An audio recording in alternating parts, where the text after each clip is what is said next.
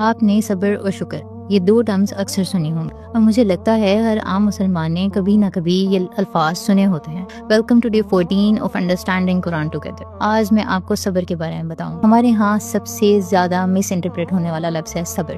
شوہر مارتا دھارتا ہے تو صبر کرو، کوئی آپ کا حق لے گیا ہے تو صبر کرو۔ صبر آخر کہتے کس کو ہے؟ میں نے یہ سوال ایک بار اپنی استاذہ سے کیا، انہوں نے مجھے صبر کی ایک الگ شکل دکھائی۔ صبر 3 قسم کے ہوتے ہیں۔ پہلا، کوئی آزمائش آ گئی ہے اس پہ صبر، اب کسی اپنے نے طنز کر دیا، کوئی بیماری آ گئی، کسی نے دل دکھا دیا، اس پہ صبر۔ دوسرا، نیکی کے قائم کرنے پر صبر، تم نے حجاب شروع کیا، پردہ شروع کیا اور فیملی کا کوئی فنکشن آ گیا اور سب کہنے لگے کہ آج کے دن تو اتار دو، نے نمازیں قائم کرنے کا عہد کیا لیکن ایک دن بالکل دل نہیں کر رہا، لیکن تم نے اس وقت بھی نماز پڑھی۔ یہ ہے نیکی کے قائم کرنے پر صبر۔ اور آخری اور سب سے امپورٹنٹ، گناہ سے بچ جانے پر صبر۔ تم کسی فیملی فنکشن میں ہو جہاں مکسڈ گیدرنگ ہے اور سب ڈانس کر رہے ہیں، تمہارا بڑا دل کر رہا ہے کہ تم بھی ایسا کرو، لیکن پھر تمہیں اللہ کا حکم یاد آ گیا اور تم رک گئے۔ کبھی کسی کو طنز کرنے کا بڑا دل کیا لیکن اللہ کے لیے رک گئے، تو یہ ہے صبر۔ لیکن اس سب میں یہ یاد رکھنا ہے کہ ظلم کو برداشت کرنا صبر نہیں ہے، اپنی ذات کو مجروح کر دینا صبر نہیں ہے۔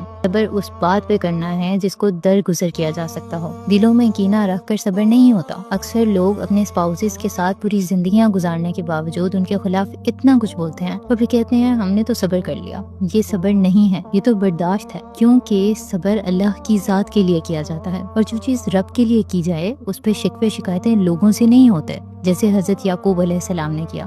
پھر ایسے لوگوں کے بارے میں اللہ فرماتے ہیں ان اللہ مع الصابرین، کہ اللہ صبر کرنے والوں کے ساتھ ہے۔